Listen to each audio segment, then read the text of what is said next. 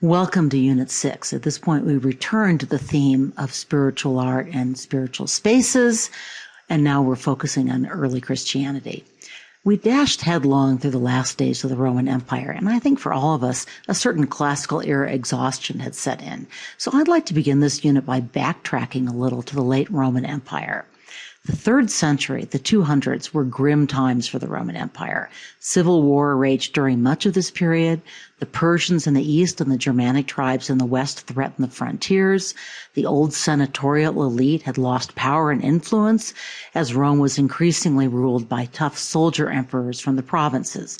Interestingly, and in part because they had much more humble origins, these new emperors intensified the cult of the emperor as a god, and they sought to reinforce public worship of the old gods and the new emperor gods. But the emperors also recognized that they had an increasingly diverse citizenry, and they tolerated any number of religions, especially Eastern mystery religions. Remember that sign of Mithras? They even had a special ceremony for incorporating the gods of defeated tribes into the Roman pantheon, essentially celebrating these gods' defection over to Rome. Even monotheistic Judaism enjoyed religious toleration because the Jews were willing to offer prayers for, though not to, the emperor and the temple. The attacks on Jerusalem and the destruction of the temple were punishment for political revolt, not for religious unconformity. But this new sect, the Christians, puzzled and disturbed the soldier emperors. The Christians did not revolt. They claimed to be good citizens of the empire. They paid their taxes and they stayed out of trouble, but they refused to participate in sacrifices to the emperor. And as the rule of emperors became more tenuous, those sacrifices seemed even more critical to preserving Roman power. The emperor actually enjoyed something of a revival under Emperor Diocletian at the end of the 4th century. He was the emperor who established a tetrarchy with 2 rulers in the east and 2 in the west, which is shown in this famous statue, which the 4th Crusaders stole from Constantinople and installed in St. Mark's Cathedral in Venice. It was a long-time AP favorite, but it isn't on the current list. At any rate, Diocletian also persecuted Christians, often quite ferociously. Civil war broke out among the tetrarchs when Diocletian retired in 305. The winner was Constantine, who was son of one of the tetrarchs. Before his final battle at Milvian Bridge, Constantine had a dream or a vision in which he saw the Chi Rho, a symbol that combines the first 2 letters of Christ's name in Greek. Constantine had his soldiers place this mark on their shields, and he won the battle and the empire. So here you see a carved Chi Rho from around 350, or a generation after the Battle of Milvian Bridge. On the bottom, you see 2 Roman soldiers, and the carving also includes victory wreaths commemorating this battle. But neither Constantine nor the empire immediately and fully embraced Christianity. The soldier emperors had often claimed that individual gods intervened to give them victory, and at first those Chi Rhos carried at the Battle of Milvian Bridge seemed like one more example of one more god weighing in on the victor's side. The Arch of Constantine, shown here, is covered with recycled images from Hadrian and Marcus Aurelius statues, widely acknowledged to be great emperors, and include images of Hadrian offering sacrifices to the gods. It does not include any Christian symbols. By the way, Ms. Jacobs and I optimistically included the Arch of Constantine as one of our required works, but I'm going to talk about it only very quickly. So many College Board required works and so little time. But as I said, Constantine collected relief sculptures from monuments to his favorite emperors, the good emperors, and reworked them in his arch, more spolia. Note the classical composition of these figures in the reworked circles within the circles. But here we see the less naturalistic late Roman style. We see Constantine hanging out with Hadrian and Marcus Aurelius. A little ahistorical there. The most important non-recycled part of the arch is a frieze depicting Constantine's victory. As I just mentioned, it does not include Christian symbols. The new emperor did not want to anger the Romans or undermine the veneration of the emperor, but he had begun to learn more about the monotheistic nature of Christianity, so he also did not name any of the traditional Roman gods on his arch. Whatever his religious convictions at the time of his triumph, Constantine sought out Christian scholars and chose to be baptized just before his death. By the way, last-minute baptism was common in the early church. People often chose to be baptized on their deathbeds when, presumably, they wouldn't have a lot more opportunity to fall into sin. At any rate, in 313, Emperor Constantine issued the Edict of Milan, which legalized Christianity. Note, it wasn't yet the state religion. And both in Rome and in his new capital of Constantinople, Constantine sponsored the erection of new Christian churches, much larger and much more ornately decorated than any that had been seen before. Before this, churches had been small. Christians had to often meet in secret. Now, I'm going to talk about these great architectural works very soon, but first we need to backtrack a little and look at Christian art in the days before Constantine made Christianity respectable and his successors made it the official religion of the empire. So most of the early Christian art that we have comes from catacombs. This is the very early Christian art, or tunnels and rooms carved into the limestone tufa beneath the city. These are really, by the way, cool to explore, and they give you a tremendous sense of the secretive, embattled status of the early church, so you all should put it on the list. The picture on the right gives you a sense of how the catacombs look today, although electric lighting does take something away from the experience. This is not a required work, which is the Catacombs of Priscilla, but it's quite similar, and I've kept the slide because it contains so many useful vocabulary words, and so that I would not have to rework all those circles and arrows. You saw these terms in the Khan Academy video, or at least so I hope. I'm going to say, oops. I get confused when I have these built slides. Okay, I'm going to say relatively little about this required work since it was so well explained in the Khan Academy video, including why I label this so-called. But let me repeat a point I've made before and one that's especially important for this unit. You're going to be looking at a few works, specifically a few great churches in depth. And we're going to rely heavily on homework to cover the other works. If you skip homework and the College Board decides to use one of those images for, say, 7 or 8 image-based questions, you could find yourself seriously messed up. Your choice, but you know what Ms. Jacobs and I would recommend. Note that what looks like architectural features along the wall is actually a painted surface. So where have we seen this before? This is first-style Roman painting, and we saw it in Pompeii. I wouldn't put it past the College Board to draw just that comparison. So what does this painting show? Well, the woman who was in the casket, the sarcophagus in this space, the dead woman, we see in 3 stages of life. She's getting married on the left, she's having children and raising them on the right, and in the middle she's praying. That is the Orante pose with hands raised. We see that in the center.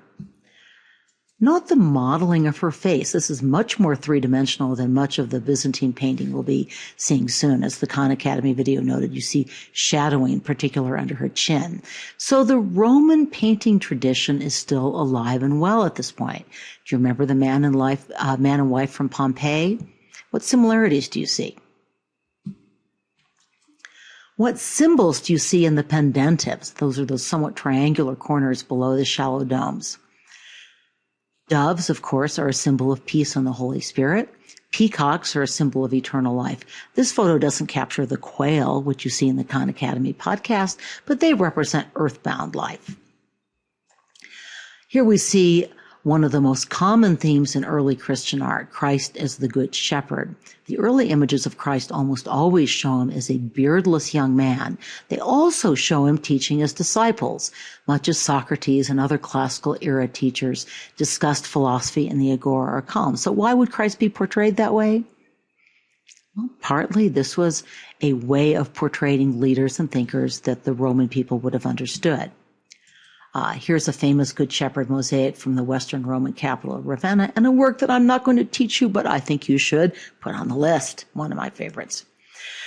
So I got confused by this myself at first, but the Khan Academy video actually discusses a different Good Shepherd fresco from the Catacombs of Priscilla than the one that's a required image that I just showed you.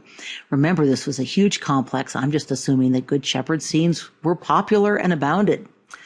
So here's the College Board required ceiling fresco on the left. In the version, we once again see Christ the Good Shepherd in a roundel, surrounded by prefiguring scenes from the Old Testament in lunettes or half circles. Now, I have to make a confession.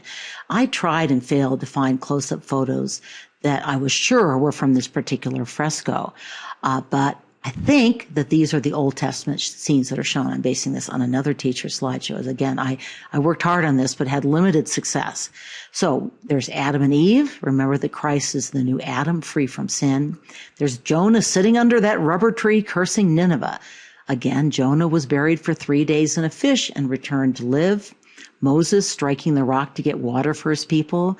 Like Jesus, Moses freed his people from captivity. The ever popular Abraham preparing to sacrifice Isaac as Jesus sacrificed himself for humankind. And I'm just hoping that's enough information on this very hard to see image. Given the bad condition of the images, I doubt you'd be asked to identify something that's almost impossible to make out. So basically what I think you need to know is that the Good Shepherd was a central image, and that scenes from the Old Testament, stories from the Old Testament that prefigured Jesus were very popular in early Christian art. Okay, it's fasten your seatbelts time. We are now entering the period in this course where you will start to collect a scary portfolio of churches and to download a load of architectural terminology. You're forewarned, right? So let's get started by reviewing the basic Roman basilica, which was the basis for many of the imposing churches built in the reign of Constantine and his immediate successors, and really has influenced church architecture up to this day. So you've seen this slide before. What is it? This is a reconstruction of the Basilica Ulpia from Trajan's Forum, which was not a church, of course, but a public administration building. So why did the now imperially approved Christian church adopt a basilica plan? Well, they needed a space that would hold a lot of people. They also wanted to convey the imperial approval for their new religion, and using a famous imperial-style building helped send that message. And then there's a practical reason. They needed a longitudinal plan, something rectangular that led up to an altar. The basilica's long nave and apse served well. The Khan Academy video on Santa Sabina mentioned Old St. Peter's. So here's a floor plan of the long since demolished church. It's been replaced by the Baroque St. Peter's in Rome. It has some very helpful labels, which is why I've kept it. Note one very important departure from the Roman basilica. Worshippers entered through the narthex on the short end of the rectangle. That led their eyes immediately toward the altar, which was the focal point of worship. Another innovation was a transept, or a hall perpendicular to the main hall or nave. As we'll see in a minute, your required early Basilican church, Santa Sabina, did not have a transept, but the other churches we'll study mostly will. Old St. Peter's is the first known building with a transept, but they would become common elements in Christian churches, not least because they transformed a basic rectangle into a building shaped like a cross. Old St. Peter's, by the way, was designed to hold 3,000 to 4,000 worshipers, a far cry from the house churches where early Christians had secretly worshiped. The nave alone was as long as an American football field. So this is a required work, and I hope and trust you watched the excellent Khan Academy video on this church, because I'm going fast. Quick review. What kind of columns do you see? They're Corinthian. Note those acanthus leaves. They were taken from older Roman buildings, and the term for that architectural recycling, you've seen this before, is spolia. In fact, where have you seen taking Roman columns before? The Mosque of Cordoba. So what basilican features do you see here? There's the high, flat timber roof, side aisles with a lower roof. You can see them sticking out in the photo of the exterior, and a rounded apse at one end. So here's the Santa Sabina floor plan, which is a required image. The round building to the left housed a baptistry, but the side buildings don't really constitute a transept. So what are the names that go with A, B, and C? Nave, aisle, and apse. The entranceway is more of an atrium than a true narthex. As I said, the Basilican church plan is still developing. So this isn't a required image, but the carved doors of Santa Sabina are some of the oldest surviving works of Christian art, and the panel on the upper left, which I've enlarged, is probably the earliest depiction of the crucifixion, at least that survived. The art in the catacombs, understandably, perhaps because they're tombs, tended to focus on resurrection rather than crucifixion. Note that the doors are carved with stories, narratives, although I realize it's hard to read those labels on this slide. From the very beginning, churches used art to tell biblical narratives, and this became even more important as we move into the early Middle Ages and literacy rates drop dramatically. At this point, people could still mostly read. In 330, Constantine moved the capital of the Roman Empire east to the town of Byzantium. He had a lot of reasons for making this move. He wanted to make a fresh start for his Christian empire, and Rome was filled with monuments to pagans. But the move also reflected some geopolitical realities. The West was increasingly under siege from Germanic tribes. The East was under siege from the Persians, but Constantinople was more easily defended, especially by navy. The East was richer than the West, so it was more important to defend. And let's face it, Constantine did not suffer from a deflated ego. He liked having a capital named after himself. Constantine died 7 years later in 337. I am not going to try to describe the succession crisis that followed.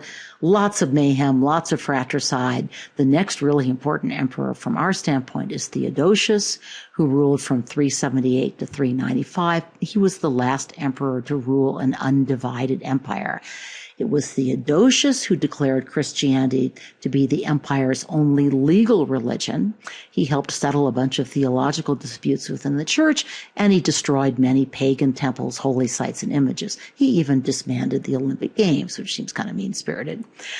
Theodosius divided the empire between his sons Honorius in the west and Arcadius in the east. It was Honorius who moved the capital of the Western Roman Empire to Ravenna. Since it was surrounded on all sides either by the sea or by swamps, Ravenna was simply easier to defend from the many Gothic and German invaders than Rome was. It was also closer to the eastern capital of Constantinople, which is frankly where the action was now. We're going to come back to Ravenna in a moment, but first, let's look at a little Byzantine history. Actually, the dividing line between late antiquity and the Byzantine Empire isn't as clear as these labels make it seem. Constantine established the new Roman capital of Byzantium, renaming it Constantinople. Theodosius, while he also ruled over a still undivided Roman Empire, governed from Constantinople and imposed Christianity on an empire that was probably still predominantly pagan. All historians would call Justinian a Byzantine emperor, but he was also the last Roman emperor to speak Latin instead of Greek as his first language. And he drove his empire close to bankruptcy with military campaigns aimed at winning back Western territory, North Africa from the Vandals and Italy from the Ostrogoths. He had a lot of successes, and they didn't last. The two great Byzantine churches we will look at, one today, one tomorrow, were both commissioned by Justinian. He and his Empress Theodora, who are shown here in the mosaics from San Vitale and Ravenna, part of your required works, were rather a piece of work. So let's watch two clips from a video about the Byzantine Empire. The first gives you a little background on these two rulers, and the second starts off just after a major riot against Justinian's rule, mostly sparked by the very high taxes he imposed to pay for all of his military adventures and for his very ambitious building program, which we'll be studying. Justinian, by the way, wanted to cut and run. Theodora, former circus performer, prostitute, and all-around tough broad, had, as we shall see, other ideas. So the video leaves off with an introduction to Hagia Sophia, or Hagia Sophia. It's actually pronounced both ways. I tend to use what I think is the old Greek pronunciation. We'll spend almost all of next class on this incredibly important church, which we've already encountered in our Islamic art unit as the inspiration and goad to what famous architect? Sinan, Suleiman, the Magnificent's architect. At any rate, you're going to get to hear a different disembodied voice talk about this church and about two other major churches from this unit. Enjoy the break, but miss me, okay? By the way, this video continues with an excellent and quite different analysis of Hagia Sophia, which focuses more sharply on its engineering. It's up on Moodle, and as always, I'd encourage you to watch. So we're going to end this class by looking at Justinian's second most famous church, San Vitale in Ravenna. I did not assign this Khan Academy video because I wanted you to watch it and to discuss it in class. You're going to read about both of these churches in your next homework assignment, and there will be quiz questions from this video as well on the reading in your next quiz. As this slide notes, I want you to pay attention to a few elements of this work. Pay special attention, I should say. What was Justinian's purpose in building the church in Ravenna? What is the difference between a central and a basilican plan? You have a lot of church floor plans in your future. In fact, your semester final is going to include a rather brutal sacred space floor plan matching question that I'll put up on Moodle around Thanksgiving, so you'll have plenty of time to practice. How are the portrayals of Christ in art evolving? Remember that youthful good shepherd we just saw. Increasingly, you'll see images of Christ that become older, more focused on power and omnipotence, Christ as ruler of the world, what's called Christ Pancrator in the Greek tradition, as opposed to Christ the teacher, the shepherd, the miracle worker. Notice how imagery combines religious messages with some very strong messages about power and authority. Note the changing stylistic conventions, especially see that we're moving further away from naturalism of the classical world to stylized figures that follow conventions that have more to do with concepts than with descriptive reality. And finally, pay attention to mosaic terms and techniques. In your next class on Hagia Sophia.